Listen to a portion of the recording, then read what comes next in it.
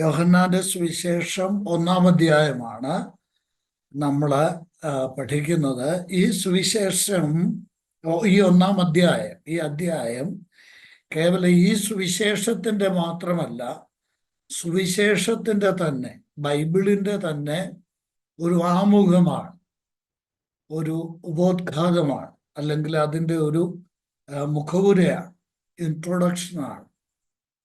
ബൈബിളിൻ്റെ തന്നെ നമ്മൾ എത്ര പഠിച്ചാലും, ബഹുമാനപ്പെട്ട ഡോക്ടറും മറ്റേ നമ്മുടെ രാജു മേക്കൽ സാറും ഒക്കെ പറഞ്ഞല്ലോ, ഇത് എത്ര പഠിച്ചാലും ഈ അധ്യായത്തിൽ പറയുന്ന കാര്യങ്ങളൊന്നും എല്ലാം ഒന്നും നമ്മൾക്ക് ആ വിഷയങ്ങൾ പോലും നമുക്ക് ടച്ച് ചെയ്ത് പോകാൻ സാധിച്ചു എന്ന് വരും. അത്രയ്ക്ക് അത്യഗാധമായിട്ടുള്ള ദൈവാത്മാവിൻ്റെ വെളിപ്പെടുത്തലാണ് ഇത്. യോഹന്നാന്റെ തൂലികയിൽ നിന്ന് വന്ന യോഹന്നാന്റെ ബുദ്ധിമൂശയിലുണ്ടായ കാര്യമല്ല, അത് ദൈവാത്മാവ് നമ്മൾക്ക് നൽകിയിരിക്കുന്നതാണ്.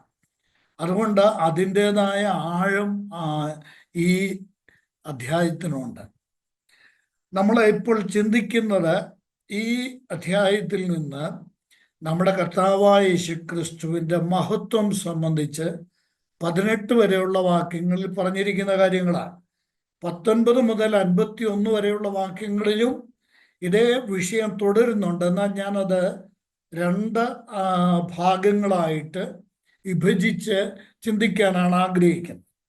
അതിലിപ്പോൾ നമ്മൾ ചിന്തിക്കുന്നത് കർത്താവായ യേശുക്രിസ്തുവിൻ്റെ ആളത്വബന്ധിതമായി ലോക ചരിത്രത്തിൽ വെളിപ്പെടുത്തപ്പെട്ടിരിക്കുന്ന യാഥാർത്ഥ്യങ്ങളാണ്. അത് സകല മനുഷ്യരും അറിഞ്ഞിരിക്കേണ്ടതാണ്. അതിൽ നമ്മളിപ്പോൾ ചിന്തിച്ചത് ക്രിസ്തു ആരാണ് എന്നുള്ള കാര്യത്തിൽ നമ്മൾ ചിന്തിച്ചത് യേശുക്രിസ്തു വചനമാണ്, 1. 2, യേശുക്രിസ്തു സ്രഷ്ടാവായ ദൈവമാണ്, ദ ക്രിയേറ്റർ ഗോഡ്. 3-ാമത് നമ്മൾ ചിന്തിച്ചത് യേശുക്രിസ്തു സത്യ വെളിച്ചമാകുന്നു. 4-ാമത് നമ്മൾ കണ്ടത് വചനം മാത്രമല്ല, പിന്നെ ജഡം ധരിച്ച വചനമാണ്. 1-14 യേശുക്രിസ്തു വചനമാണ്, എന്നാൽ ആ വചനം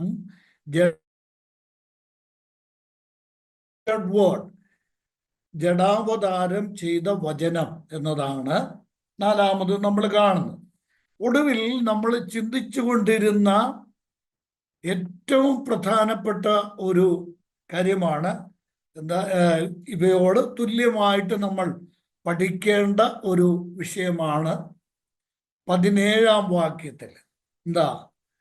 ന്യായപ്രമാണം മോശ മുഖാന്തരം ലഭിച്ചു, കൃപയും സത്യവും യേശുക്രിസ്തു മുഖാന്തരം വന്നു എന്നുള്ളതാണ് നമ്മൾ കണ്ടത്. അപ്പോൾ യേശുക്രിസ്തു, ഇവർ രണ്ടുപേരും 2 മധ്യസ്ഥരാണ്. മോശയും മധ്യസ്ഥനാണ്, യേശുക്രിസ്തുവും മധ്യസ്ഥനാണ്. കഴിഞ്ഞ ക്ലാസ്സിൽ നമ്മൾ അതാ കണ്ടത്. മോശ ന്യായപ്രമാണത്തിൻ്റെ മധ്യസ്ഥനാണ്, യേശുക്രിസ്തു കൃപയുടെയും സത്യത്തിൻ്റെയും മധ്യസ്ഥനാണ്.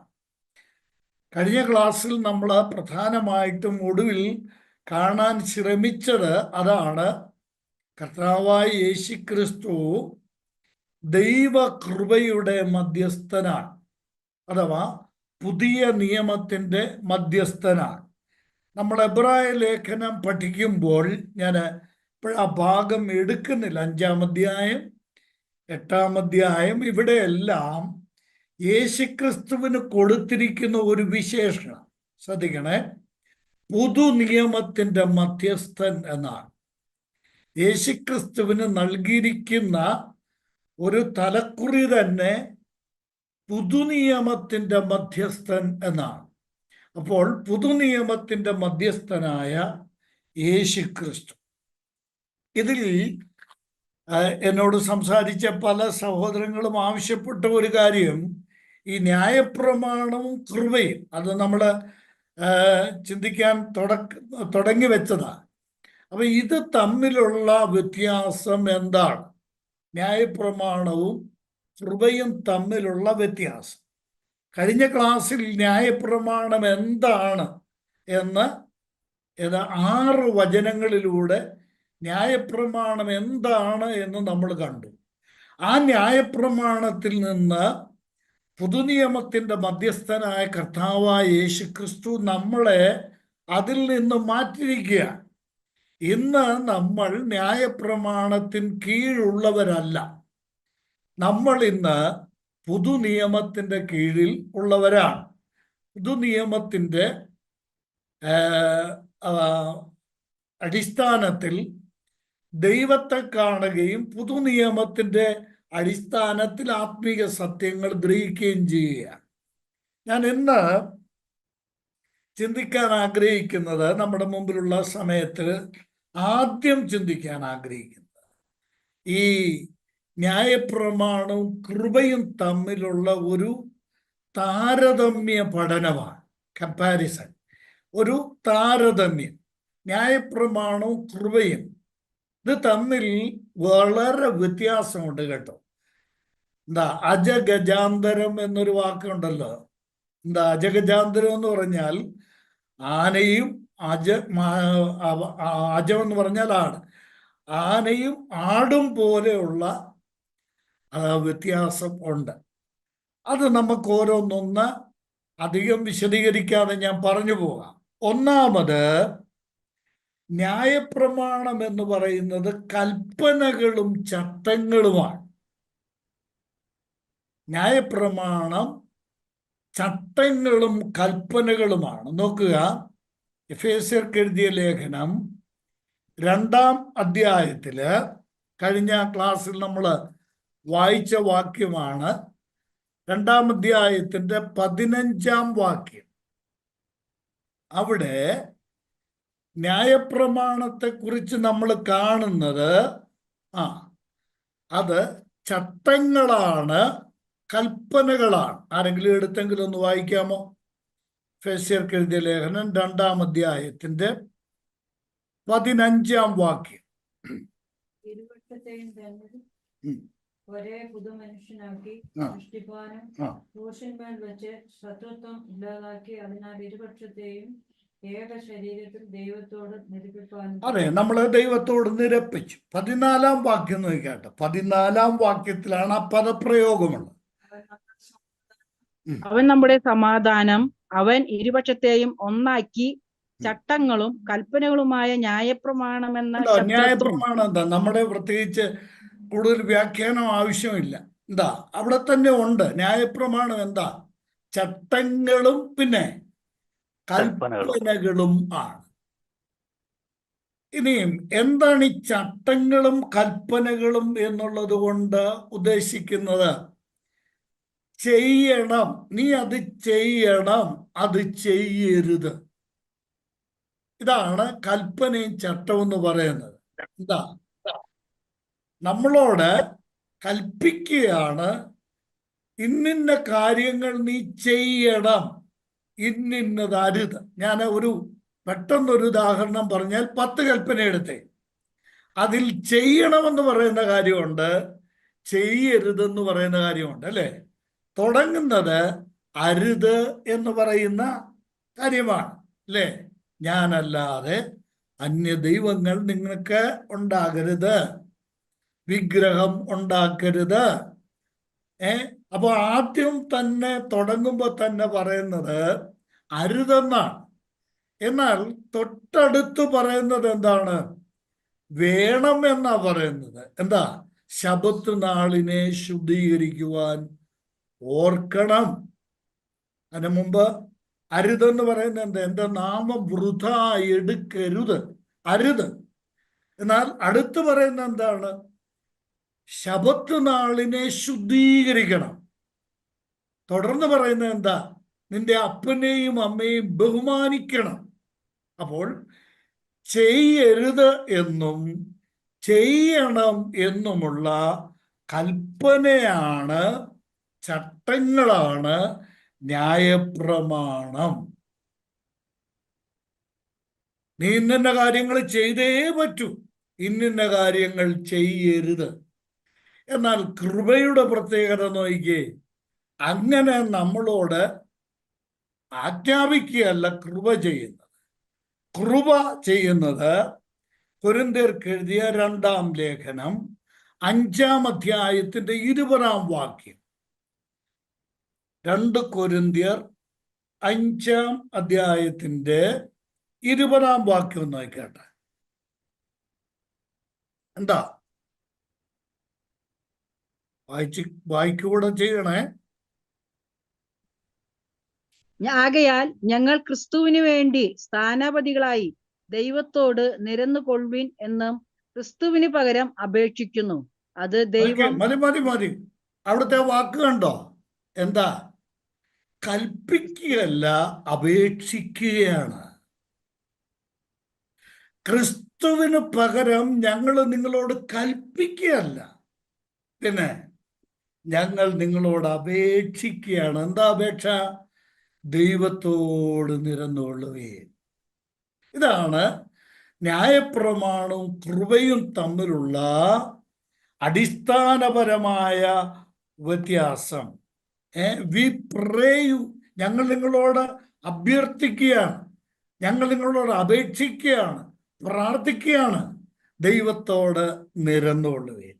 അപ്പോൾ കൃപയും ന്യായപ്രമാണവും തമ്മിലുള്ള ഒരു വലിയ വ്യത്യാസം, ഒന്ന് കൽപ്പിക്കുമ്പോൾ, ആജ്ഞാപിക്കുമ്പോൾ, മറ്റത് നമ്മളോട് അപേക്ഷിക്കുകയാണ്.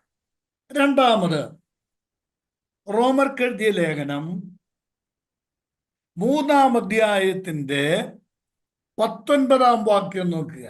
എന്താണ് ന്യായപ്രമാണം?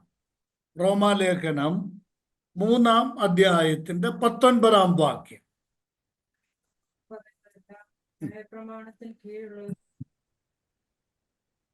ന്യായപ്രമാണം പറയുന്നത് എല്ലാം ന്യായപ്രമാണത്തിന് കീഴുള്ളവരോട് പ്രസ്താവിക്കുന്നു എന്ന് നാം അറിയുന്നു. അങ്ങനെ വായിച്ചോ? അങ്ങനെ ഏത് വായും അടഞ്ഞു സർവ്വലോകവും ദൈവസന്നിധിയിൽ ശിക്ഷായോഗ്യമായി തീരേണ്ടതത്രേ. ഇതാണ് പ്രശ്നം. എന്താ ന്യായപ്രമാണം? ന്യായപ്രമാണം ശിക്ഷാവിധിയുടെ ശുശ്രൂഷയാണ്.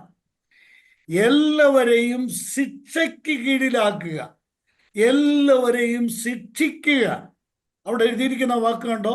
നമ്മൾ തുടർന്ന് ചിന്തിക്കും ആ വാക്ക്. ഒരൊറ്റ വ്യക്തിയെ വിടുക, ഏതു നാവും അടഞ്ഞ്, ഏതു വായും അടഞ്ഞ് സകലരെയും ശിക്ഷിക്കുക. ഈ സകലരെയും ശിക്ഷിക്കുക എന്നുള്ളതിന് ആ പരിധിയിൽ വരുന്ന കാര്യം എന്താണെന്ന് പിന്നാലെ ഞാനത് വ്യക്തമാക്കാം. അപ്പോൾ ഈ ന്യായപ്രമാണത്തെ നമ്മൾ കാണുന്നത് ശിക്ഷാവിധിയുടെ ശുശ്രൂഷയായിട്ടാണ്.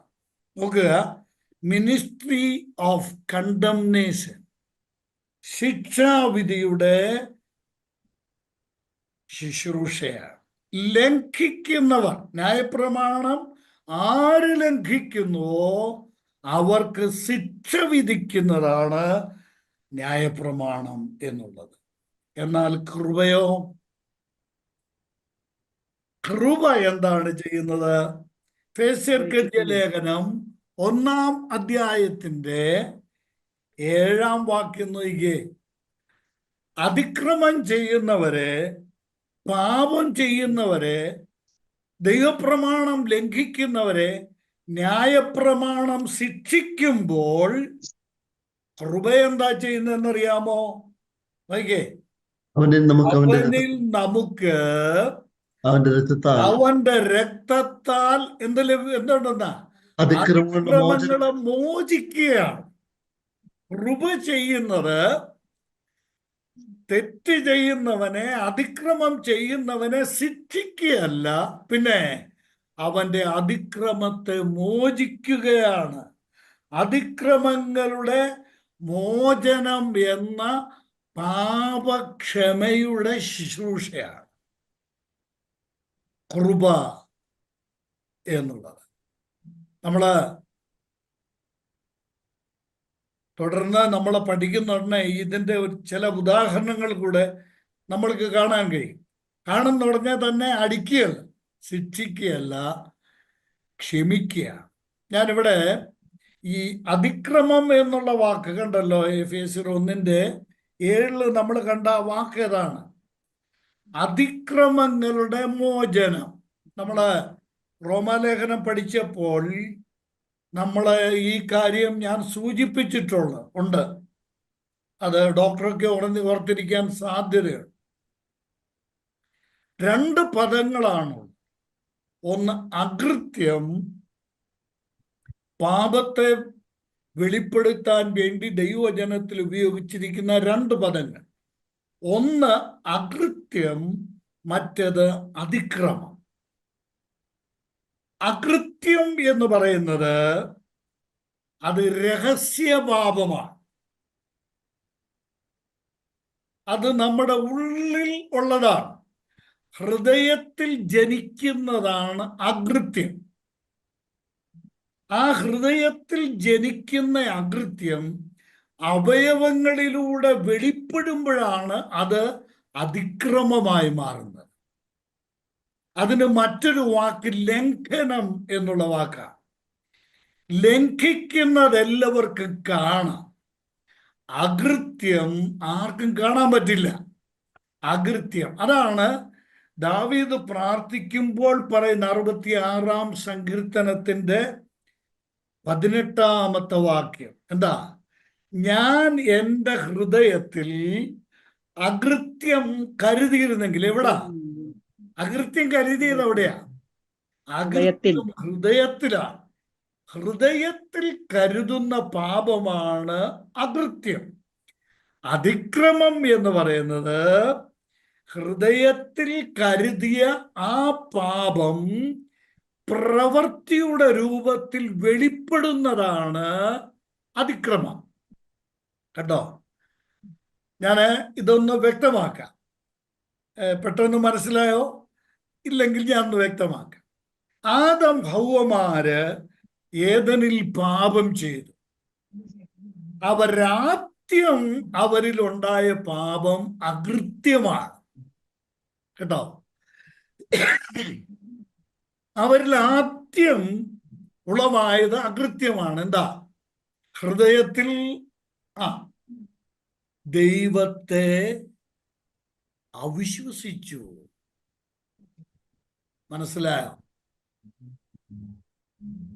ഹൃദയത്തിൽ പാപമുണ്ടായി. ഏത് പാപം? അവിശ്വാസം എന്ന പാപം. അതെവിടെയാ ഉണ്ടായത്? അത് ഹൃദയത്തിലാ ഉണ്ടായത്. ഒരു വാക്കും വിടാൻ നമുക്ക് പറ്റുകയല്ല കേട്ടോ. ഇതെല്ലാം കൃത്യമായിട്ട് നമ്മൾ ഓർത്തിരിക്കണം. അതെന്ത് ചെയ്തു? അതാണ് പ്രവൃത്തി രൂപത്തിൽ ലംഘനത്തിലേക്ക് വന്നത്. ആ വൃക്ഷഫലം പറിച്ച് തിന്നത് 2ാമത്തെ പാപമാണ്. അത് ലംഘനമാണ്. അത് അകൃത്യമാണ്. ഓർക്കണം. അപ്പോൾ ഈ പാപത്തിന്റെ 2 തലങ്ങൾ ഞാൻ ഈ 2ആയിട്ട് ചുരുക്കി പറയുകയാണ്. 2 തലങ്ങൾ എന്ന് പറയുന്നത്, ഒന്ന് രഹസ്യ പാപം, അത് അകൃത്യമാണ്. അത് ഹൃദയത്തിൽ കരുതുന്നതാണ്. അത് അതിൻ്റെ ബേസിക് എന്ന് പറയുന്നത് അവിശ്വാസമാണ്, അടിസ്ഥാനപരമായ കാര്യം. എന്നാൽ അത് പ്രവൃത്തിയുടെ രൂപത്തിൽ വെളിപ്പെടുന്നതാണ് എന്ത്? അതിക്രമം. ഞാൻ ദൈവത്തെ മഹത്വപ്പെടുത്തുന്നു. ന്യായപ്രമാണത്തിൽ നമ്മൾ നോക്കിയാല് ഈ അകൃത്യവും അതിക്രമവും 2 വ്യത്യാസമില്ല. അകൃത്യമാകട്ടെ അതിക്രമമാകട്ടെ ഒരു വ്യക്തിയിലുണ്ട്. അത് ന്യായപ്രമാണ കാലത്തിലല്ല, സകല മനുഷ്യരും. ക്രിസ്ത്യാനിയിൽ മാത്രമല്ല, യഹൂദനിൽ മാത്രമല്ല, സകല മനുഷ്യരിലുമുള്ളതാണ് ഈ പാപം. ദൈവജനമായ ബൈബിൾ പാപി എന്ന് മനുഷ്യനെ വിളിക്കുമ്പോൾ ഇത് 2 ഉണ്ട് കേട്ടോ. ഇതിന് നമ്മുടെ ഭാരതീയരായിട്ടുള്ള ആളുകൾ ഉപയോഗിക്കുന്ന 2 പദങ്ങളുണ്ട്. എന്താ? ജന്മപാപവും കർമ്മപാപവും. കേട്ടോ, ഈ അകൃത്യം എന്നുള്ള പാപം ജനിച്ച് കഴിഞ്ഞല്ല ഒരു വ്യക്തിയിൽ സംഭവിക്കുന്നത്. ജനിച്ച് കഴിഞ്ഞല്ല, ജനിക്കുമ്പോഴാണ്. 51-ാം സങ്കീർത്തനം 5-ാം വാക്യം. ജന്മപാപം കണ്ടോ? എവിടാ ഞാൻ ഉരുവായത്? അതിക്രമത്തിൽ ഞാൻ ഉരുവായെന്നല്ല, പിന്നെ കണ്ടോ?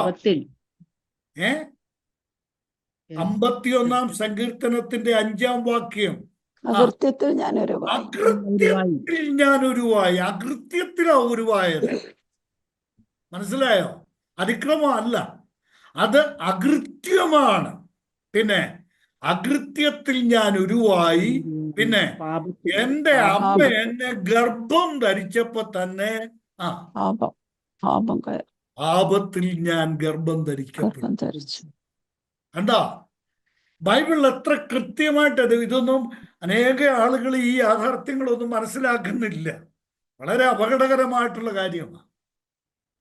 ഇതാണ് ഭാരതീയ വീക്ഷണത്തിലെ ജന്മപാപം എന്ന് പറയുന്നത്. അകൃത്യം. അമ്മയുടെ ഉദരത്തിൽ ജനിക്കുമ്പോൾ, അഥവാ ഒരു ഭ്രൂണമായി നമ്മൾ ജനിക്കുന്ന ആ വെരി സെക്കൻഡ് ഉണ്ടല്ലോ, ആ ആദ്യത്തെ സെക്കൻഡ്, അവിടെ നമ്മൾ കയറുന്നതാണ് എന്ത്? അകൃത്യം എന്ന് പറയുന്നത്. എന്നാൽ ജനിച്ചു കഴിഞ്ഞ് നമ്മുടെ പ്രവൃത്തിയിലൂടെ വെളിപ്പെടുന്നതാണ് കർമ്മപാപം അല്ലെങ്കിൽ അതിക്രമം. ബൈബിളിൽ അതിക്രമം എന്ന് പറഞ്ഞിരിക്കുന്നതിന് ഭാരതീയ വീക്ഷണത്തിൽ ഉപയോഗിക്കുന്ന വാക്കാണ് എന്ത്? കർമ്മപാപം എന്ന് പറയുന്നത്. ഞാൻ ഓർമ്മിപ്പിക്കട്ടെ, ഈ മോശയുടെ ന്യായപ്രമാണത്തിൽ ഒരു വലിയ പരുവക്കേടുണ്ട്. എന്താ? ഇപ്പൊ ഈ സാധാരണ ഉപയോഗിക്കുന്ന ഒരു വാക്കുണ്ട്, വശപ്പശ, അല്ലേ? മോശയുടെ ന്യായപ്രമാണത്തിൽ ഒരു വലിയ വശപ്പശയുണ്ട്. എന്താണെന്നറിയാമോ? അകൃത്യം അവിടെ ശിക്ഷിക്കപ്പെടുന്നില്ല.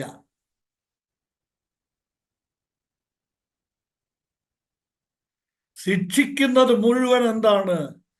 അതിക്രമമാണ്, ലംഘനമാണ്. അതിക്രമമാണ്, കർമ്മപാപമാണ്. കർമ്മത്തിന് മാത്രമേ അവിടെ ശിക്ഷയുള്ളൂ. കർമ്മപാപത്തിന് അവിടെ ശിക്ഷയുള്ളൂ. ഞാൻ ഇതൊന്ന് വെളിപ്പെടുത്താൻ, ഈ 10 കൽപ്പനയില് ഈ 9 കൽപ്പനയും ലംഘിച്ചാൽ, കേൾക്കുന്നുണ്ടല്ലോ എല്ലാവരും? ഇതൊക്കെ നല്ല പഠനമാട്ടോ. ഈ 9 കൽപ്പനകളും ലംഘിച്ചാൽ മറ്റുള്ളവർക്ക് കാണാം, മോശയ്ക്ക് കാണാം. ദൈവമല്ലാതെ വേറെ ദൈവം ഉണ്ടായാൽ, വിഗ്രഹം ഉണ്ടാക്കിയാൽ, ദൈവത്തിൻ്റെ നാമം വൃഥാ എടുത്താൽ, ശബത്ത് നാളിനെ ശുദ്ധീകരിക്കാതിരുന്നാൽ, അപ്പനെയും അമ്മയെ ബഹുമാനിക്കാതിരുന്നാൽ, കൊല ചെയ്താൽ, വ്യഭിചാരം ചെയ്താൽ, മോഷ്ടിച്ചാൽ, അല്ലേ? ഇതൊക്കെ എന്താ?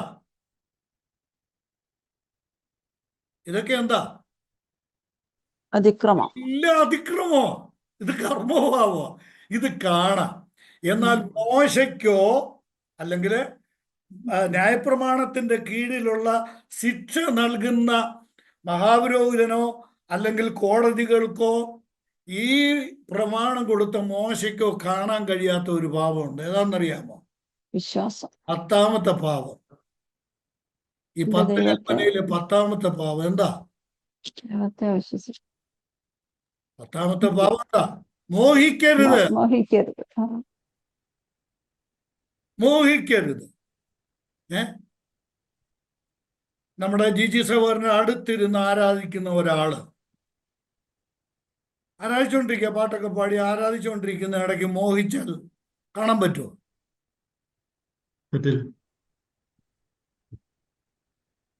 മനസ്സിലായോ? ഇതാണ് അകൃത്യവും അതിക്രമവും തമ്മിലുള്ള വ്യത്യാസം. അതിക്രമം ലംഘിച്ചാൽ കാണാൻ പറ്റും.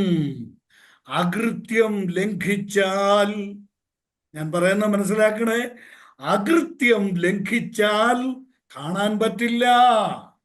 അത് ഹൃദയത്തിൽ കരുതിയ പാപമാണ്. ഹൃദയത്തിൽ കരുതിയിരിക്കുന്ന പാപമാണ്. അതാർക്കും കാണാൻ കഴിയുകയില്ല. ഇതിനാര് ശിക്ഷ വിധിക്കും? ഇതിനാരെ ശിക്ഷിക്കും? ഒന്ന് പറഞ്ഞേ, ഇതിനാരെ ശിക്ഷിക്കുമെന്നായി പറയും. ദൈവത്തിന് സ്തോത്രം. ഞാൻ ചുമ്മാ സ്തോത്രം പറയാൻ നിങ്ങൾക്ക് എല്ലാവർക്കും അറിയാമല്ലോ. ഞാൻ സ്തോത്രം പറയണമെങ്കിൽ അതിനൊരു കാരണം ഉണ്ടാവും. ദൈവത്തിന് സ്തോത്രം. ഈ ശിക്ഷ ഏതിന്റെ? അകൃത്യത്തിന്റെ, അതിക്രമത്തിന്റെ മാത്രമല്ല, അകൃത്യത്തിന്റെ ശിക്ഷ. യെശയ്യാ പ്രവചനം 53 അധ്യായം നോക്കാമോ?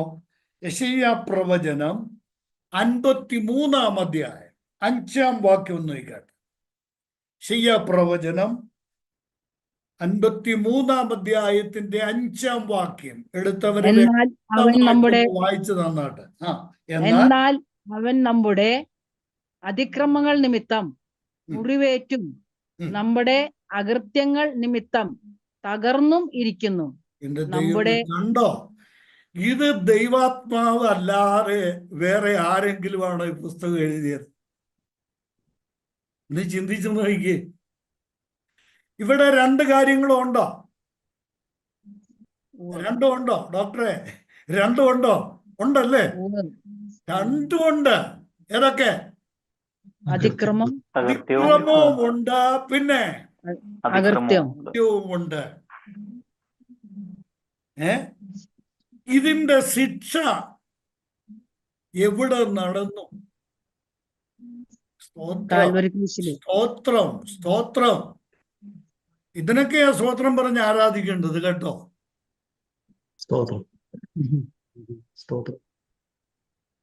ഇനിയും ആ വചനം ഒന്ന് സൂക്ഷിച്ചു നോക്കിക്കാട്ട. നമ്മുടെ രാജു മൈക്കിൾ സാറൊക്കെ വളരെ ശ്രദ്ധിച്ചാണ്. എനിക്ക് വളരെ സന്തോഷം തോന്നുന്നു. ഇതൊരു ഉത്സാഹമാണ്. ക്ലാസ് എടുക്കുമ്പോൾ ഒരു ഉത്സാഹം തരുന്ന കാര്യമാണ് ഇങ്ങനെയുള്ള ശ്രദ്ധയും സഹകരണം. നോക്കി അവിടെ ഉപയോഗിച്ചിരിക്കുന്ന വാക്ക് നമ്മുടെ പിന്നെ വചനത്തിൽ എഴുതിയിരിക്കുന്ന അതിക്രമങ്ങൾ നിമിത്തം യേശു എന്തേറ്റെന്ന അകൃത്യം നിമിത്തം എന്ത് സംഭവിച്ചെന്നാ? തകർന്നു. അതിക്രമം എന്താ? നമ്മുടെ ഭാരതീയ കൺസെപ്റ്റിൽ എന്താന്നാ ഞാൻ പറഞ്ഞത്? അതിക്രമം എന്താ? കർമ്മപാപമാണ്. കൈ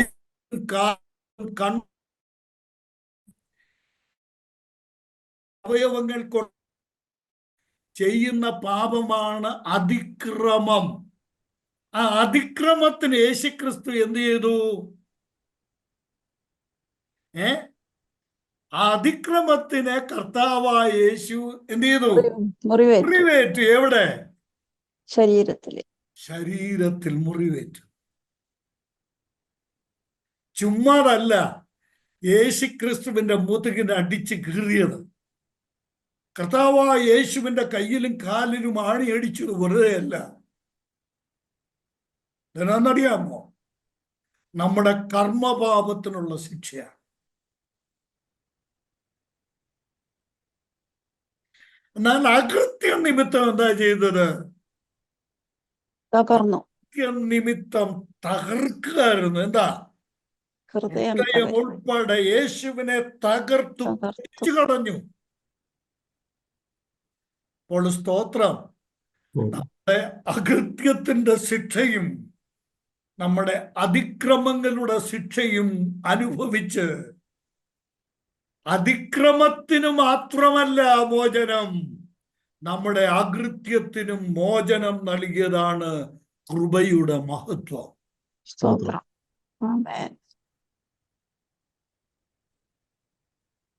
ദൈവത്തിന് മഹത്വം. ന്യായപ്രമാണം കൈ കിട്ടുന്നവനെ എല്ലാം ചെയ്ത പാപത്തിന് ശിക്ഷിക്കുമ്പോൾ കാൽവരിയിലെ കൊലമരത്തിൽ നിന്ന് നമ്മുടെ അകൃത്യവും നമ്മുടെ അതിക്രമവും വഹിച്ചുകൊണ്ട് അകൃത്യം നിമിത്തം തകർന്ന് അതിക്രമം നിമിത്തം മുറിവേറ്റ് നമ്മളോട് സകല പാപവും എന്നേക്കുമായി ക്ഷമിച്ചതാണ് കൃപയുടെ മഹത്വം. ഇനി ഞാൻ ഒരു നാളും അവരുടെ പാപങ്ങളെ ഓർക്കുകയില്ല. ഓർക്കുകയില്ല. ഓർക്കില്ല. ഇതാണ് ന്യായപ്രമാണവും കൃപയും തമ്മിലുള്ള ഏറ്റവും വലിയ വ്യത്യാസം. നമുക്കിതൊക്കെ ഇങ്ങനെ വായിച്ചു പോകാം, പറഞ്ഞു പോകാം, പക്ഷെ അതിൻ്റെ ആഴം, അതിൻ്റെ മഹത്വം എത്രയോ വലുതാണ്. നിത്യത മുഴുവനും നമ്മുടെ കണ്ണിന് മുമ്പിൽ നമ്മുടെ കർത്താവായ യേശുവിൻ്റെ മുറിവ് നമ്മൾ കണ്ടുകൊണ്ടേയിരിക്കും കേട്ടോ. സ്വർഗത്തിൽ ചെല്ലുമ്പോഴും യേശു കർത്താവിൻ്റെ കയ്യിലെയും കാലിലെയും വിലാവും പുറത്തെ മുറിവ് നമുക്ക് കാണാം. നമ്മൾ ആ കാണുമ്പോഴൊക്കെ നമ്മൾ കർത്താവിനോട് പറയും, എൻ്റെ അതിക്രമ നിമിത്തം എനിക്ക് വേണ്ടി ശിക്ഷിക്കപ്പെട്ട കർത്താവേ, അങ്ങേക്ക് നന്ദി എന്ന് നമ്മൾ നിത്യതയിലും കർത്താവിനെ ആരാധിച്ചുകൊണ്ടിരിക്കും. ഇതാണ് പ്രധാനമായ വ്യത്യാസം. നോക്കണം, ന്യായപ്രമാണം ശിക്ഷാവിധിയുടെ ശുശ്രൂഷ നൽകുമ്പോൾ കൃപ ലംഘനങ്ങളുടെ, അതിക്രമങ്ങളുടെ മാത്രമല്ല അകൃത്യത്തിന്റെയും മോചനം നൽകുകയാണ്. ഞാൻ ഒരു വാക്യം നിങ്ങളുടെ ശ്രദ്ധയിലോട്ട് കൊണ്ടുവന്നിട്ട് അവിടുന്ന് മാറാം. 32-ാം സങ്കീർത്തനം നമ്മൾ എപ്പോഴും വായിക്കുന്നതല്ലേ? അറിയാൻ പാടില്ലാത്ത ആരെങ്കിലും ഈ ക്ലാസ്സിലുണ്ടോ? ഇപ്പൊ പറഞ്ഞ ഒറ്റ ശ്വാസത്തിൽ ചിലരെങ്കിലും മനപ്പാടം പറയും 32-ാം സങ്കീർത്തനം. ലംഘനം ക്ഷമിച്ചും പാപം മറച്ചും. അതെ, എന്താ അതിന്റെ അർത്ഥം? എൻ്റെ പ്രിയമുള്ളവരെ, ലംഘനം ക്ഷമിച്ചും പിന്നെ മറച്ചും മറച്ചും കിട്ടിയവൻ ഭാഗ്യവാൻ. കിട്ടിയവൻ ഭാഗ്യവാൻ. നോക്കിയേ, ലംഘനം ക്ഷമിച്ചു, പാപം മറച്ചു, യഹോവ അകൃത്യം കണക്കിടാതെ ആത്മാവിൽ ഇരിക്കുന്ന മനുഷ്യൻ ഭാഗ്യവാൻ. ഭാഗ്യവാൻ. കണ്ടോ പാപത്തിന്റെ പര്യായ പദങ്ങൾ? കണ്ടോ എത്ര വാക്കുകൾ ഈ 2 വചനങ്ങളിൽ നമ്മൾ കണ്ടു? ഒന്ന് ലംഘനം, മറ്റേത് പാപം. മൂന്നാമത് 2-ാം വാക്യത്തിൽ അകൃത്യം. അതേ വാക്യത്തിൽ തന്നെ ആത്മാവിലെ കപടം. മറ്റുള്ളവർക്ക് കാണാൻ പറ്റുന്നതല്ല, ആത്മാവിലെ കപടം. തീർന്നോ?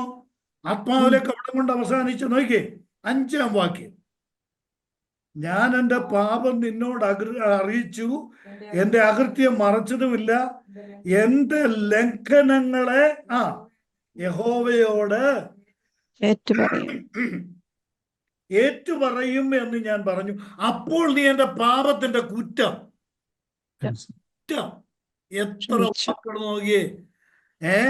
ലംഘനം, പാപം, ആത്മാവിലെ കപടം, പിന്നീട് കുറ്റം ക്ഷമിച്ചതാണ്. ഇതെല്ലാം ഈ പാപത്തിന് എന്തെല്ലാം വേർഷനുണ്ടോ കേട്ടോ, ദാവീദ് പറയാണ്, അതെല്ലാം എനിക്ക് എന്ത് ചെയ്തു? ഇതാണ് കൃപയുടെ മഹത്വം. റോമാലേഖനം 4-ാം അധ്യായത്തിൽ ദാവീദ് ഈ ഭാഗം ഉദ്ധരിച്ചുകൊണ്ട് തനിക്ക് ലഭിച്ച ഭാഗ്യ വർണ്ണന പൗലോസ് പറയുന്നുണ്ട്. ഭാഗ്യത്തിന്റെ വർണ്ണന പറയുന്നു. കർത്താവ് സഹായിക്കട്ടെ. അപ്പോൾ 2 കാര്യങ്ങൾ നമ്മൾ കണ്ടു. ന്യായപ്രമാണം ചട്ടങ്ങളും കൽപ്പനകളുമാണ്. എന്നാൽ ചെയ്യണം ചെയ്യരുത് എന്നുള്ള ആജ്ഞകളുടെ ഒരു സമാഹാരമാണ്.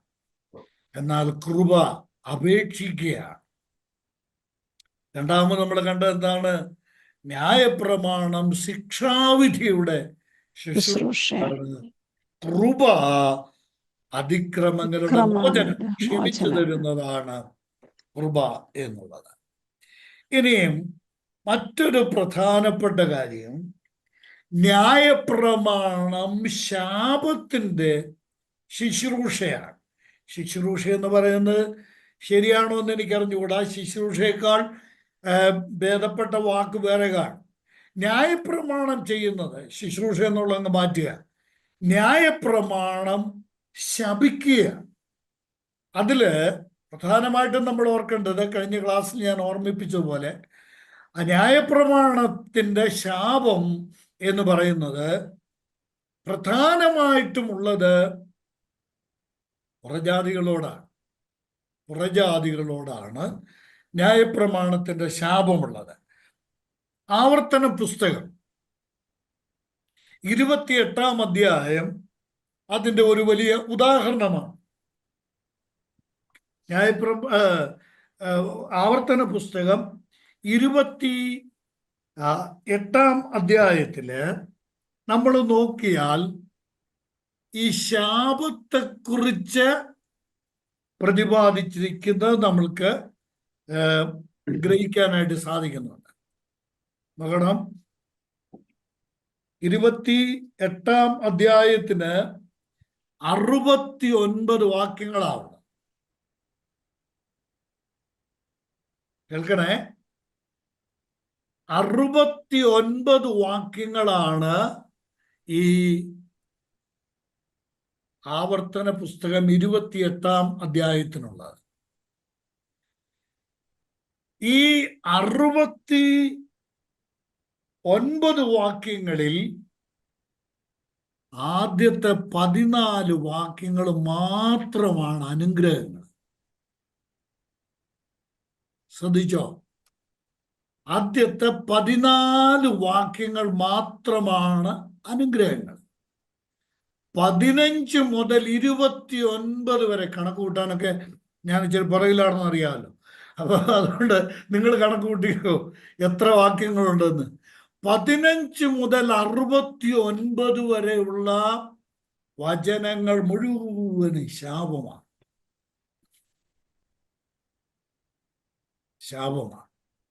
അപ്പോൾ ന്യായപ്രമാണത്തിൽ ഏറിയ പങ്കും ശാപമാണ്. ഇനിയും അത് മനസ്സിലാക്കേണ്ട കാര്യം, അത് പുറജാതികളെ ശപിക്കുന്നു എന്നുള്ളത് ഒരു വസ്തുതയാണ്. അപ്പോൾ തന്നെ ന്യായപ്രമാണം അനുസരിക്കാത്ത ഇസ്രായേല്യനും ശാപമാണത്. രണ്ടു കൂട്ടർക്കും ശാപം പറയുന്ന പ്രമാണമാണ് ന്യായപ്രമാണം. എന്നാൽ കൃപ ചെയ്തത് എന്താണ്? നോക്കുക, ഗലാത്യർക്ക് എഴുതിയ ലേഖനം 3-ാം അധ്യായത്തിന്റെ 13-ാം വാക്യം. സാധാരണ നമ്മളൊക്കെ ഈ വാക്യം വായിച്ച് ആരാധിക്കുന്നവരാ. ആരാധനയിൽ ഉദ്ധരിക്കുന്ന ഒരു വാക്യമാണ്. എന്താ? മരത്തിന്മേൽ തൂങ്ങുന്നവനെല്ലാം ശപിക്കപ്പെട്ടവനെന്ന് എഴുതിയിരിക്കുന്നത് പോലെ ക്രിസ്തു നമുക്ക് വേണ്ടി ശാപമായി തീർന്നു. ന്യായപ്രമാണത്തിന്റെ ശാപത്തിൽ നിന്ന് നമ്മളെ വിലയ്ക്ക് വാങ്ങി. നമ്മള് ഞാനിപ്പോ അത് വിശദീകരിക്കുന്നില്ല. ഇപ്പൊ തന്നെ അതിക്രമവും അകൃത്യവും പറഞ്ഞ് ഒരുപാട് സമയം പോയല്ലോ. അതുകൊണ്ട് ഞാൻ ഇതിന്റെ വേറൊരു മാനമുണ്ട്. എന്താ? വിലയ്ക്ക് വാങ്ങി എന്നുള്ള വാക്കിന്റെ ശരിക്കുമുള്ള തിയോളജിക്കൽ ടെർമിനോളജി എന്ന് പറയുന്നത് വേദശാസ്ത്രപരമായ പദപ്രയോഗം എന്നുള്ളത്, വിലയ്ക്ക് വാങ്ങി എന്നുള്ളതിൻ്റെ ടെർമിനോളജി, തിയോളജിക്കൽ ടെർമിനോളജി, വേദശാസ്ത്രപരമായ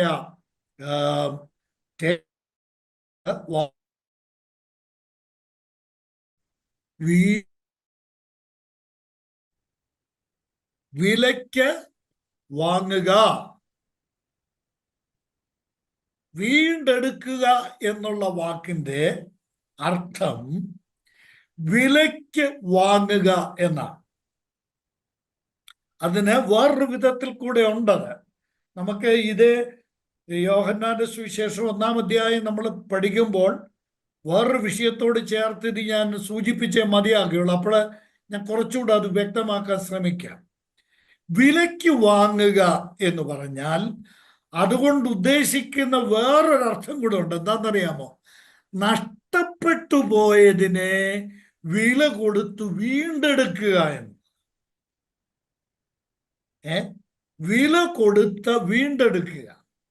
ഇത് യേശുക്രിസ്തുവിൻ്റെ വീണ്ടെടുപ്പ് വേല. നമ്മൾ തിരുവഴുത്തിൽ ഉപയോഗിക്കുന്ന ഒരു വാക്കാണ് വീണ്ടെടുപ്പ് വേല എന്നുള്ളത്.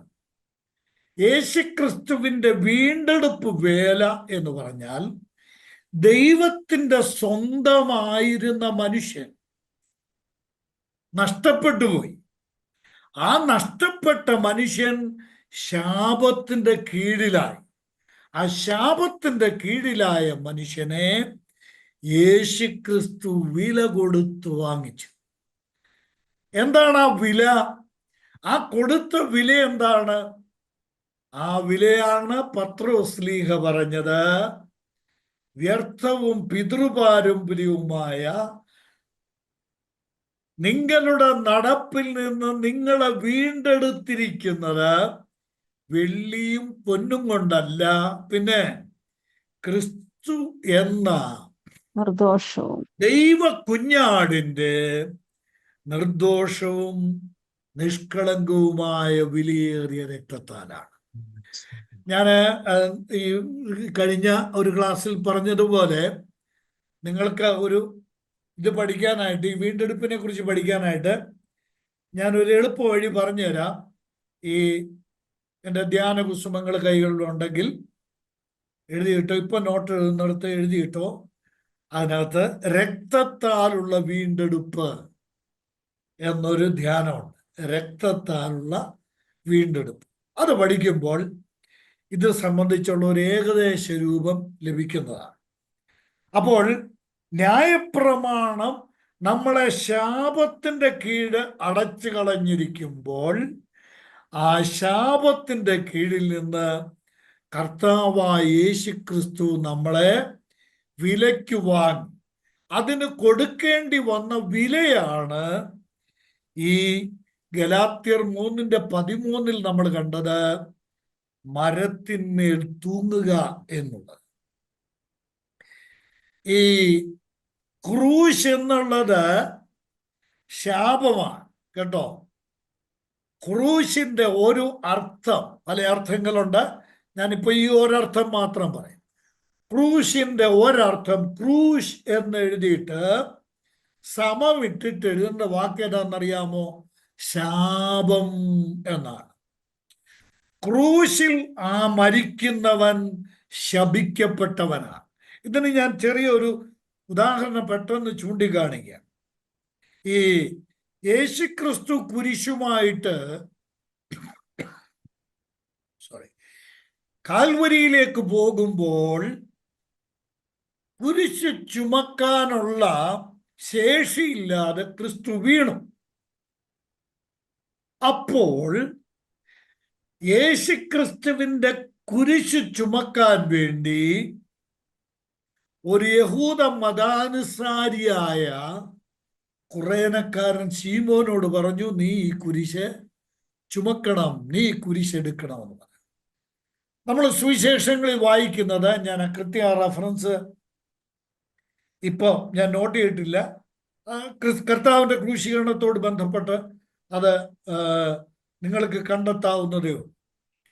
അവിടെ ഉപയോഗിച്ചിരിക്കുന്ന ഒരു വാക്ക്, കുറേനക്കാരൻ ശീമോനെ യേശുവിന്റെ കുരിശ് ചുമക്കുവാൻ നിർബന്ധിച്ചു എന്നാണ്. 27:32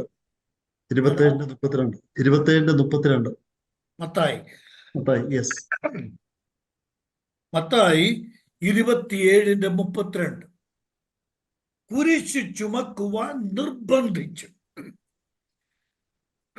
ഞാൻ ഒരു 2 മിനിറ്റ് കൊണ്ടല്ല പറയാം. ഇവൻ ഈ കുറേനക്കാരൻ ശീമോൻ മനസ്സോടെയല്ല ക്രൂശ് എടുത്തത്. യേശുക്രിസ്തുവിന്റെ കുരിശ് കുറേനക്കാരൻ ശീമോൻ ചുമന്നത് മനസ്സോടെയല്ല, പിന്നെ പട്ടാളക്കാരൻ നിർബന്ധിച്ചത് കൊണ്ടാണ്, പടയാളികൾ നിർബന്ധിച്ചത് കൊണ്ടാണ്. നിങ്ങൾ ശ്രദ്ധിക്കണേ, എന്തുകൊണ്ടാണ് കുറേനക്കാരൻ ശീമോൻ ആ കുരിശ് ചുമക്കാൻ വിസമ്മതിച്ചത്? ആ കുരിശിൽ തൊടാൻ അവന് താല്പര്യമില്ലായിരുന്നത്, അവന് മനസ്സ് വയ്ക്കാഞ്ഞ് നിർബന്ധിക്കേണ്ടി വന്നത്? ഉത്തരം ഒന്നേ ഉള്ളൂ. ഒരു യഹൂദനോ യഹൂദ മതാനുസാരിക്കോ കുരിശ് ശാപമാണ്. ആ കുരിശിൽ തൊട്ടാൽ അവൻ ശപിക്കപ്പെടും. പിന്നെ അവൻ മാത്രമല്ല, അവന്റെ സന്തതി പരമ്പരകളും ശപിക്കപ്പെടും. അതുകൊണ്ടാണ് കർത്താവിന്റെ കുരിശ് ചുമക്കാൻ അവൻ മനസ്സ് വയ്ക്കാഞ്ഞത്.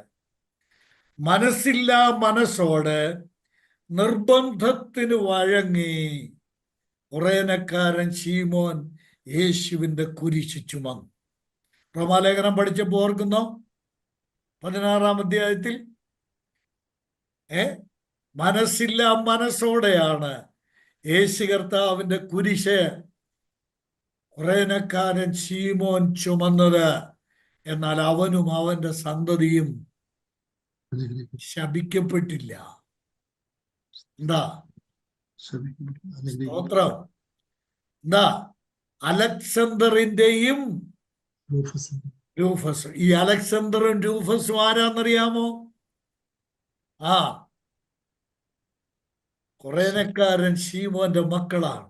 അവരെന്ത് ചെയ്യുന്ന? അവർ കർത്താവിൽ പ്രസിദ്ധരായിട്ട്. ആമേൻ, സ്തോത്രം. കേട്ടോ? ഈ കുരിശ് എടുക്കുന്നവർ, ഈ കുരിശെ തൊടുന്നവർ, ഈ കുരിശിനെ സമീപിക്കുന്നവർ ആരും ശപിക്കപ്പെടുകയില്ല. അവരും അവരുടെ സന്തതി പരമ്പരകളും അനുഗ്രഹിക്കപ്പെടും എന്നുള്ളതിന് തർക്കമില്ല. നോക്കണം, ന്യായപ്രമാണം നമ്മളെ ശാപത്തിന്റെ കീഴിൽ അടച്ചപ്പോൾ ആ ശാപത്തിന്റെ കീഴിൽ നിന്ന് ശാപമായ മരക്കുരിശിലെ മരണം അനുഭവിച്ചിട്ട് ആ ശാപത്തിൽ നിന്ന് കൃപ നമ്മളെ വിലയ്ക്ക് വാങ്ങി. ഇനി നാലാമത്, ഒന്ന്, ന്യായപ്രമാണം ചട്ടങ്ങളും കൽപ്പനകളുമാണ്. 2, ന്യായപ്രമാണം ശിക്ഷാവിധിയുടെ ശുശ്രൂഷയാണ്. 3, ന്യായപ്രമാണം ശാപമാണ്. ശാപത്തിന്റെ കീഴിൽ നമ്മളെ അടച്ചു കളയും. 4, റോമർക്ക് എഴുതിയ ലേഖനം 7-ാം അധ്യായത്തിന്റെ 9-ാം വാക്യവും 11-ാം വാക്യവും. റോമർക്ക് എഴുതിയ ലേഖനം 7-ാം അധ്യായത്തിന്റെ 9-ാം വാക്യവും 11-ാം വാക്യവും. ആദ്യം ഞാൻ ഒരു കാലത്ത് ന്യായപ്രമാണം കൂടാതെ ജീവിച്ചിരുന്നു. എന്നാൽ കൽപ്പന വന്നപ്പോൾ പാപം വീണ്ടും ജീവിക്കുകയും ഞാൻ മരിക്കുകയും ചെയ്തു. ന്യായപ്രമാണം ചെയ്യുന്ന ഒരു കാര്യം എന്താണെന്നറിയാമോ? എന്നെ കൊല്ലുന്നു. ഇനി 11-ാം വാക്യം നോക്കിയേ. പാപം അവസരം ലഭിച്ചിട്ട് കൽപ്പനയാൽ എന്നെ ചതിക്കുകയും കൊല്ലുകയും ചെയ്തു.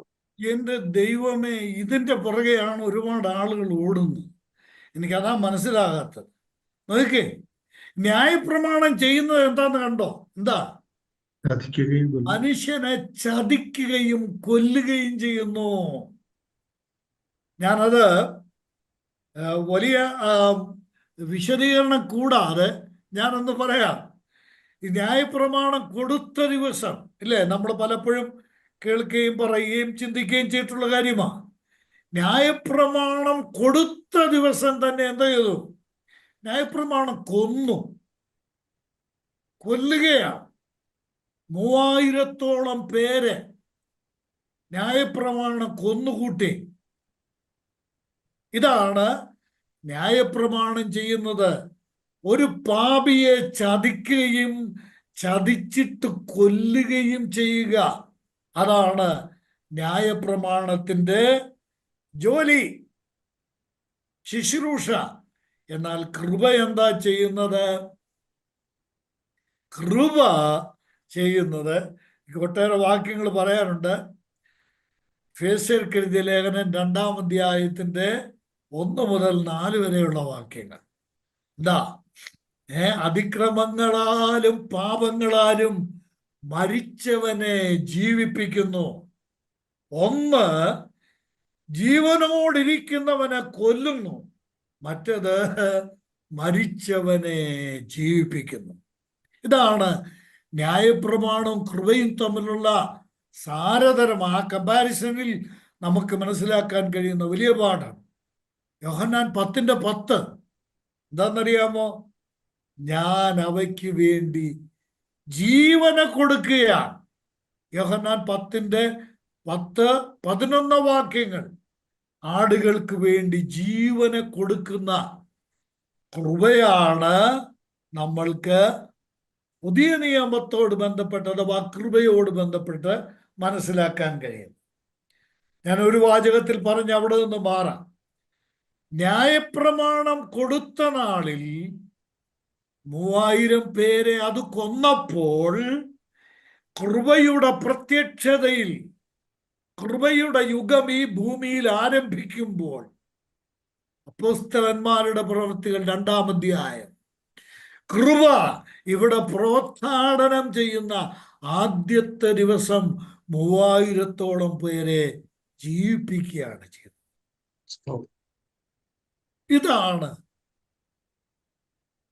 ന്യായപ്രമാണവും കൃപയും തമ്മിലുള്ള വ്യത്യാസങ്ങളിൽ ഏറ്റവും പ്രധാനപ്പെട്ട മറ്റൊരു വസ്തുത. ഞാൻ ഇതിൻ്റെ മറ്റ് തലങ്ങളിലേക്ക് പോകുന്നില്ല കേട്ടോ. ഞാൻ ചുമ്മാതെ ഇങ്ങനെ പറയുകയല്ല. ഈ മറ്റു തലങ്ങളൊന്നൊക്കെ വെറുതെ പറയല്ല, കാര്യമുണ്ട്. അതുകൊണ്ട് ആ കാര്യം വെച്ചുകൊണ്ട് തന്നെ ചിലരൊക്കെ ഈ ക്ലാസ് എടുക്കുന്നുണ്ട്, അങ്ങോട്ട് പോകുന്നില്ല ഇങ്ങോട്ട് പോകുന്നില്ല വിശദീകരിക്കുന്നില്ല എന്നൊക്കെ പറയുന്ന ഒരു ക്ലാസ്സിൻ്റെ ഒരു ശൈലിയാണ്. ഇതങ്ങനെയല്ല കേട്ടോ. അങ്ങനെ ആരും ഇതിനെ കാണരുത്. വിശദീകരിക്കാനുണ്ട്. 7-ാം അധ്യായം റോമാലേഖനം 7-ാം അധ്യായം പഠിച്ചപ്പോഴാണ് നമ്മുടെ കുര്യാച്ചൻ സഹോദരനും ഡോക്ടറും ഒക്കെ അത് ശരിക്കും ഓർക്കുന്നുണ്ടായിരിക്കുമെന്ന് ഞാൻ വിചാരിക്കുകയാണ്. കാരണം ഇവിടെ 2 ഭർത്താക്കന്മാരാ ഈ 7-ാം അധ്യായത്തിൽ കാണുന്നു, ഇല്ലേ? 2 ഭർത്താക്കന്മാരാ. ഒന്ന് ന്യായപ്രമാണം എന്ന് പറഞ്ഞ ഭർത്താവും, മറ്റേത് കൃപയെന്ന് പറഞ്ഞ ഭർത്താവും. സ്തോത്രം. ഈ കൃപയെന്ന് പറഞ്ഞ ഭർത്താവ് എന്ത് ചെയ്യാണ്? നമ്മളെ ജീവിപ്പിക്കുകയാണ്, നമ്മളെ കരുതുകയാണ്. അതാണ് ഇവിടെ കാണുന്ന ഏറ്റവും വലിയ വ്യത്യാസം. അതുകൊണ്ടാണ് ഞാൻ പറഞ്ഞത്, ഞാൻ വിശദീകരിക്കുന്നില്ലെന്ന് പറഞ്ഞ്. ഒത്തിരി വിശദീകരിച്ചാലുണ്ടല്ലോ, മുമ്പേ പലരും കൈ ഉയർത്തി സ്തോത്രം ചെയ്തതുപോലെ കൈ ഉയർത്തി സ്തോത്രം പറയാതെ ഇപ്പം ഞാൻ ആ ഭാഗത്തുനിന്ന് മുന്നോട്ട് പോകാൻ ആഗ്രഹിക്കുകയാണ്. ഇനിയും 5-ാമതായി നമ്മൾ ആദ്യം വായിച്ച ഒരു വാക്യം, റോമാലേഖനം 3-ാം അധ്യായത്തിന്റെ 10-ാം വാക്യം ഒന്ന് വായിച്ച. റോമർക്ക് എഴുതിയ ലേഖനം 3-ാം അധ്യായത്തിന്റെ 10-ാം വാക്യം.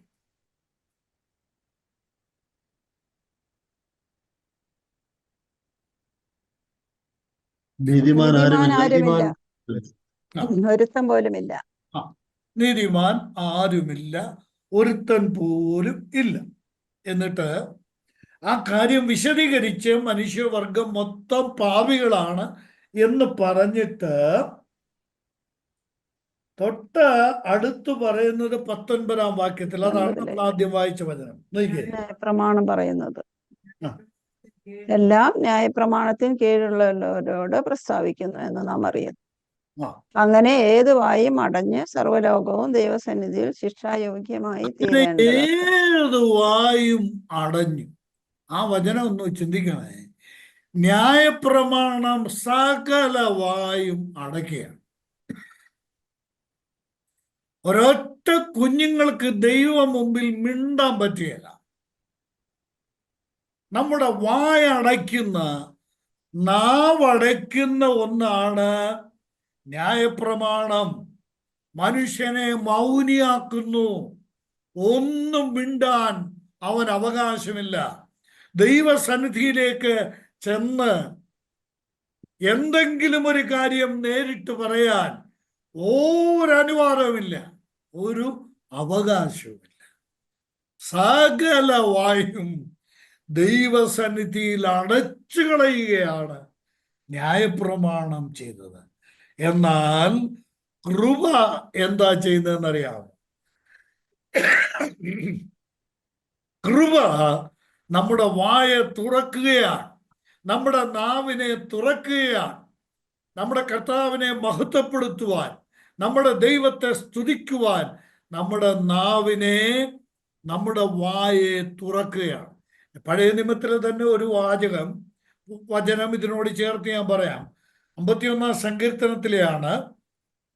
ദൈവം ദാവീദിന്റെ പാപത്തെ ക്ഷമിച്ചു കൊടുത്ത് തനിക്ക് പാപമോചനം കിട്ടി എന്ന്, ദൈവം തന്റെ ലംഘനം ക്ഷമിച്ചു എന്ന് തനിക്ക് ബോധ്യപ്പെട്ട് കഴിഞ്ഞപ്പോൾ താൻ പറയുന്ന ഒരു വചനം അവിടെയുണ്ട്.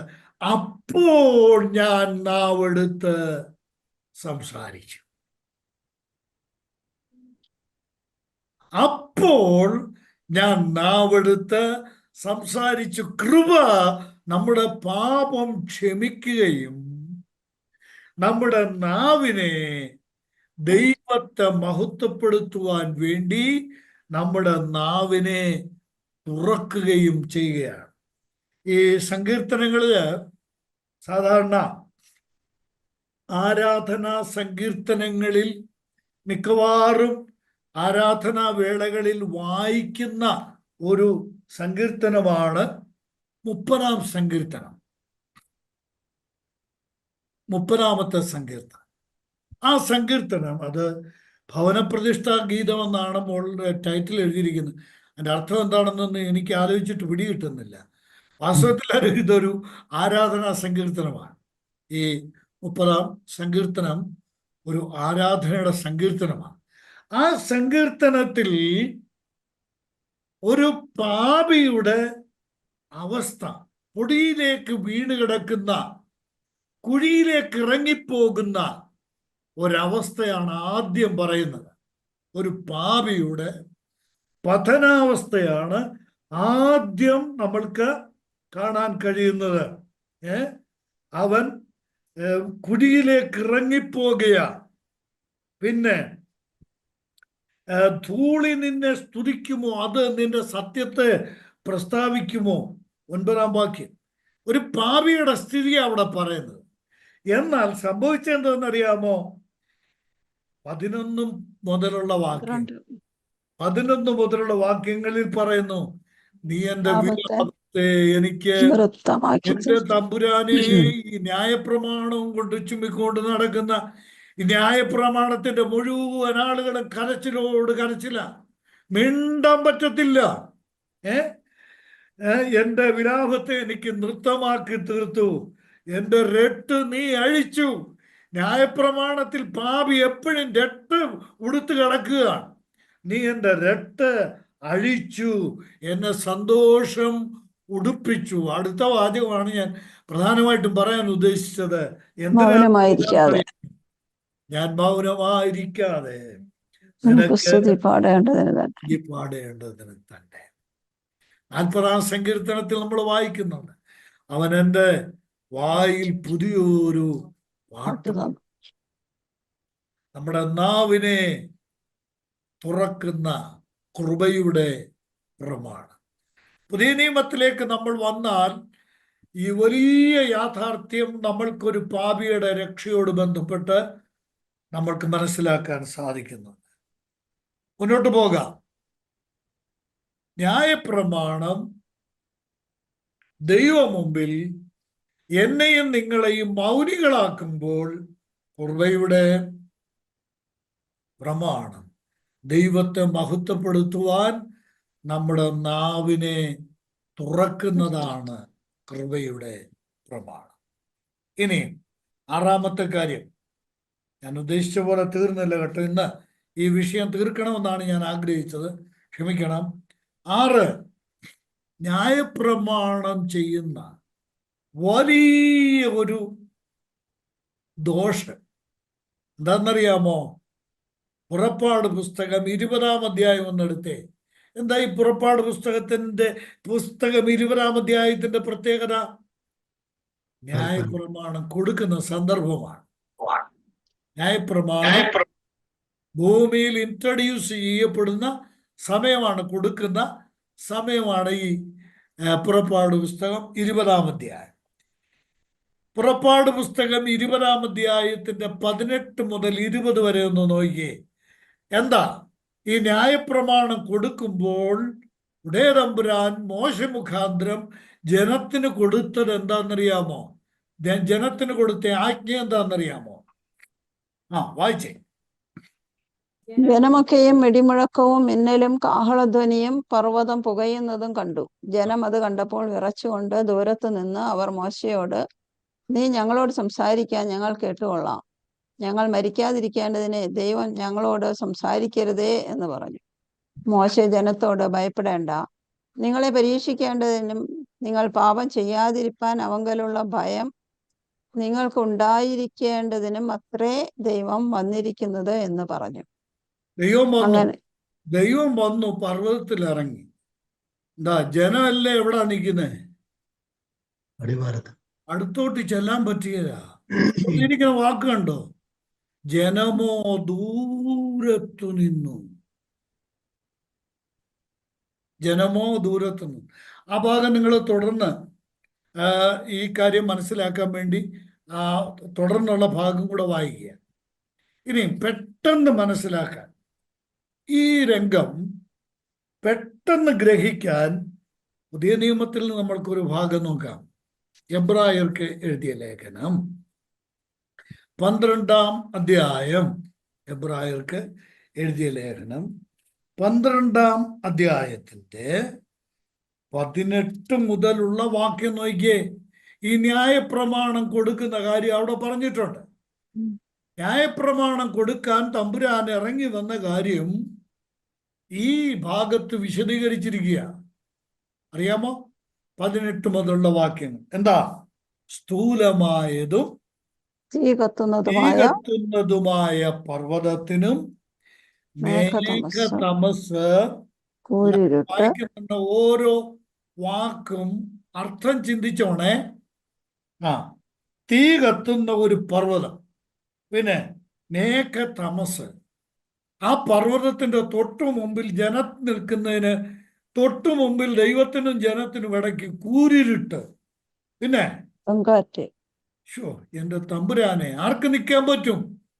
കൊടുങ്കാറ്റ്, കാഹളനാദം, പിന്നെ ശബ്ദം. അടുക്കലല്ലോ നിങ്ങൾ വന്നത്. അപ്പൊ അവര് ചെന്നത് എവിടാ? ഇത് പുതിയ നിയമവിശ്വാസികളുടെ കാര്യമാണ് പറഞ്ഞേക്കുന്നത്. എന്താ? നമ്മൾ ഇതിന്റെ അടുക്കലല്ല വന്നിരിക്കുന്നത്. ഇത് ആരുടെ കാര്യം ഇവിടെ പറയുന്നത്? പഴയ നിയമ ഇസ്രായേൽ ജനത്തിന്റെ കാര്യം പറയുകയാണ്. ഇത് നോക്കി അവിടെ ആ ശബ്ദം കേട്ടവർ, നമ്മൾ മുമ്പേ വായിച്ചു, പുറപ്പാട് പുസ്തകത്തിൽ വായിച്ചു. ആ ശബ്ദം കേട്ടവർ വിളിച്ചു പറഞ്ഞു, ദൈവം ഞങ്ങളോട് പറയരുത്, മോശ സംസാരിച്ചാൽ മതി. ദൈവം ഞങ്ങളോട് മിണ്ടരുത്. എന്താ കാരണം? ഭൂമി ഇളകുകയാണ്. സ്വർഗത്തിലെ ദൈവത്തിന്റെ വചനത്തിന്റെ മുമ്പിൽ മനുഷ്യൻ വിറച്ചു പോകുകയാണ്. ഇനിയും 20-ാം വാക്യം നോക്കിയേ. ഒരു മൃഗമെങ്കിലും പർവ്വതം തൊട്ടാൽ അതിനെ കൊല്ലണം. ഒരു മൃഗം പോലും ആ പർവ്വതം, മനുഷ്യനല്ല, മനുഷ്യൻ മാത്രമല്ല, പിന്നെ ഒരു മൃഗം പോലും ആ പർവ്വതത്തെ തൊടാൻ പാടില്ല. തീർന്നോ? 21-ാം വാക്യം. ഈ കൽപ്പന മേടിക്കാൻ, ഈ കൽപ്പലക മേടിക്കാൻ പർവ്വതത്തിൽ തൊടയതമ്പുരാന്റെ അടുത്ത് കയറി ചെന്നവന്റെ സ്ഥിതി നോക്കി. എന്താ? ഞാൻ അത്യന്തം പേടിച്ച് വിറയ്ക്കുന്നു എന്ന് മോശയും പറയത്തക്കവണ്ണം ആ കാഴ്ച ഭയങ്കരമായിരുന്നു.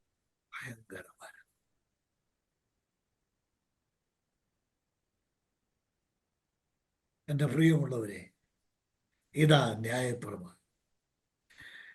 ഞാൻ എളിമയോടെ പറയട്ടെ, എനിക്ക് ആരോടെങ്കിലും എന്തെങ്കിലും വൈരാഗ്യമുണ്ടോ? ഒരു വൈരാഗ്യവും. എതിർപ്പുണ്ടോ? ഇല്ല. എനിക്ക് ദൈവവചനം വചനമായിട്ട് പറയാൻ ആഗ്രഹം. കേട്ടോ, ഞാൻ ഓർമ്മിപ്പിക്കട്ടെ, ന്യായപ്രമാണത്തോട് അടുത്ത് ചെല്ലാൻ നീ എത്ര ആഗ്രഹിച്ചാലും, ആ ദൈവത്തോട് നീ അടുത്ത് ചെല്ലാൻ എത്രമാത്രം നീ ശ്രമിച്ചാലും, ആ ദൈവത്തിന്റെ അടുക്കൽ നിനക്ക് ചെല്ലുവാൻ കഴിയുകയില്ല. ദൂരത്തു നിർത്തുന്നതാണ് ന്യായപ്രമാണം. അടുത്ത് ചെല്ലുവാൻ ഒരു വ്യക്തിയെയും അനുവദിക്കാതെ ദൂരത്തു നിർത്തുന്നതാണ് ന്യായപ്രമാണം.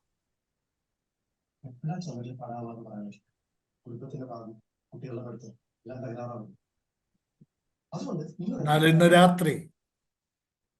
രാത്രി സ്തോത്രം, എബ്രായ ലേഖനകാരൻ പറഞ്ഞ കാര്യം ഞാൻ ആവർത്തിക്കട്ടെ. അതിന്റെ അടുക്കൽ അല്ല നമ്മൾ വന്നിരിക്കുന്നത്. പിന്നെ നമ്മളെവിടെ വന്നിരിക്കുന്നത്? ഇവിടെ എബ്രായ ലേഖനകാരൻ പല കാര്യങ്ങൾ പറയുന്നുണ്ട്. ഞാനിപ്പം ആ ഭാഗം വായിക്കുന്നില്ല.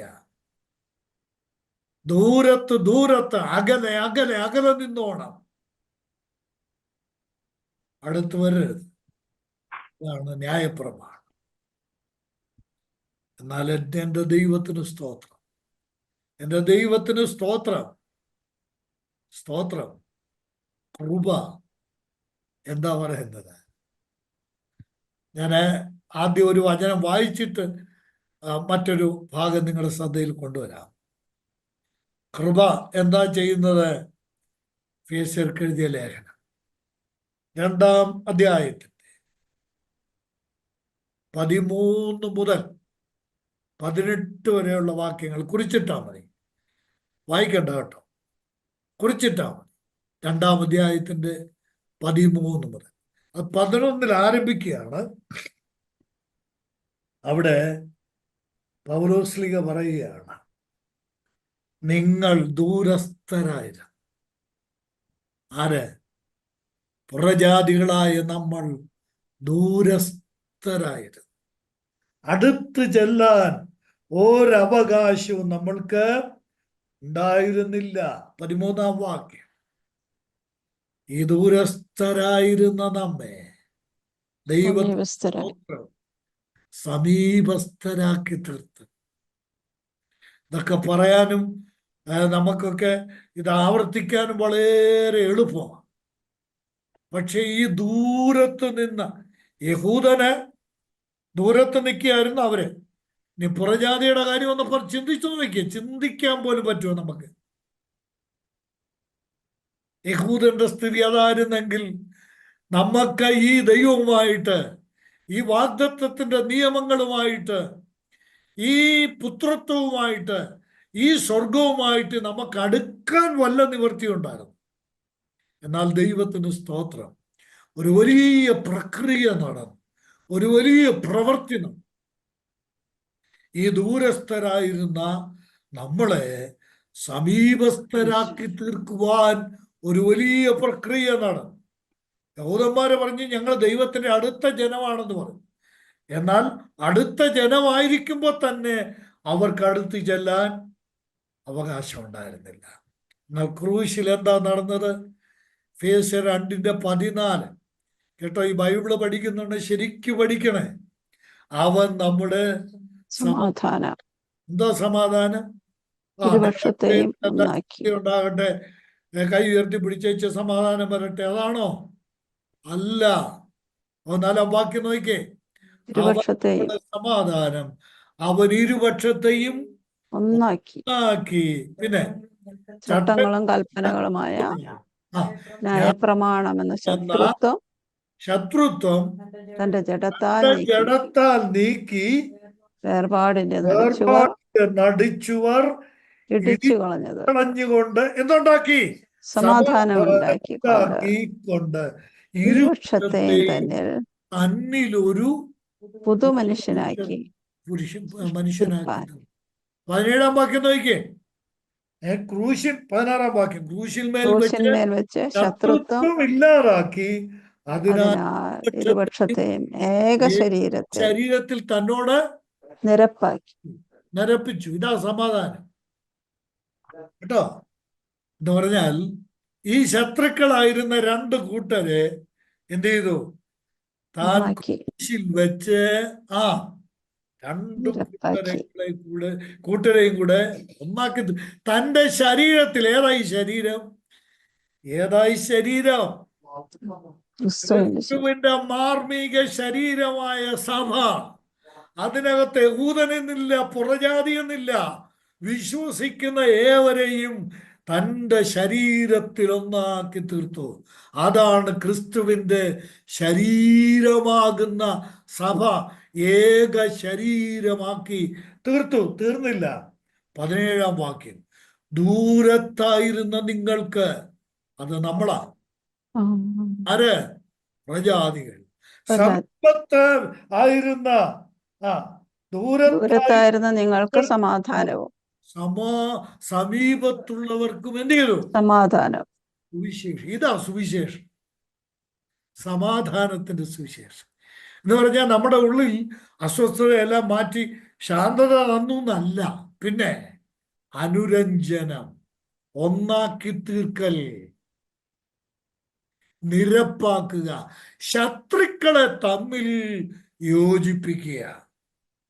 ഇത് ചെയ്തത് ന്യായപ്രമാണമല്ല. ന്യായപ്രമാണം ഭിന്നിപ്പിക്കുകയായിരുന്നു. ഞാൻ ഈ പറയുന്നത് ഒന്ന് ശ്രദ്ധിക്കണം, നിർത്തുകയാണ്. നമ്മളെ ദൈവത്തിന്റെ ശത്രുക്കളാക്കി മാറ്റി ന്യായപ്രമാണം. ദൈവത്തിൽ നിന്ന് അകറ്റി. രണ്ട്, ഈ ന്യായപ്രമാണം ചെയ്തത് എന്താണെന്നറിയോ? രണ്ടാമത്തെ ദോഷം, പ്രജാതി യഹൂദൻ എന്ന് പറഞ്ഞ് ഐക്യം കൽപ്പിച്ച് മനുഷ്യനെ തമ്മിലടിപ്പിച്ചു. രണ്ട് ശത്രുത്വം ഉണ്ടോ? ദൈവത്തോടുള്ള ശത്രുത്വം, മനുഷ്യനും തമ്മിലുള്ള ശത്രുത്വം. നിങ്ങൾ എന്നെ ഒന്ന് നോക്കണേ. കുരിശിന് രണ്ട് മരക്കഷ്ണങ്ങളാണ്. നെടുകയുള്ള മരക്കഷ്ണവും കുറുകയുള്ള മരക്കഷ്ണവും. എന്താ അത് വിളിച്ചോതുന്നതെന്നറിയാമോ? ദൈവത്തോട് ശത്രുക്കളായിരുന്ന മനുഷ്യനെ ക്രൂശിൽ വെച്ച് കർത്താവായ യേശു യോജിപ്പിച്ചു. ഇനി കുറുകയുള്ള മരക്കഷ്ണം എന്താ പറയുന്നത്? അകന്ന് നിന്ന യഹൂദനെയും പുറജാതിയെയും ക്രിസ്തു ക്രൂശിൽ വെച്ച് യോജിപ്പിച്ചു. ശത്രുത്വത്തിന്റെ സന്ദേശവും ശുശ്രൂഷയുമാണ് ന്യായപ്രമാണത്തിൻ്റെത്. മനുഷ്യനെ ദൈവത്തിൽ നിന്നും മനുഷ്യനെ മനുഷ്യനിൽ അകറ്റുമ്പോൾ കൃപ നമ്മെ ദൈവത്തോടും മനുഷ്യനോടും യോജിപ്പിക്കുന്നു. അപ്പൊ നമുക്ക് ഇന്നിവിടെ നിർത്താം കേട്ടോ. അനുഗ്രഹീതമായ കൃപയുടെ കീഴിലേക്ക് നമ്മളെ കൊണ്ടുവന്ന കർത്താവിൻ്റെ സ്നേഹത്തിന് നമ്മൾക്ക് നന്ദി പറയാം. ഇവിടെ ഈ യോഹന്നാൻ 1-ാം അധ്യായത്തിൽ കൃപയും സത്യവും നിറഞ്ഞവൻ യേശു ക്രിസ്തു. 16-ാം വാക്യത്തിൽ കൃപയും സത്യവും നിറഞ്ഞു എന്ന് മാത്രമല്ല, 16-ാം വാക്യത്തിൽ പറയുന്നത് എന്താണെന്നറിയാമോ? അവന്റെ നിറവിൽ നിന്ന് നമുക്ക് കൃപ മേൽ കൃപ കിട്ടി. 17-ാം വാക്യം പറയുകയാണ്, ആ യേശു കൃപയുടെ മധ്യസ്ഥനാണ്. കൃപയ്ക്ക് കീഴിലേക്ക് നമ്മളെ ന്യായപ്രമാണത്തിന്റെ കീഴിൽ നടത്തിയ ദൈവകൃപയ്ക്കായി ദൈവത്തിന് സ്തോത്രം ചെയ്യാം. കർത്താവിനെ നമ്മൾക്ക് ആരാധിക്കാം. കർത്താവിൻ്റെ നാമം മഹത്വപ്പെടട്ടെ.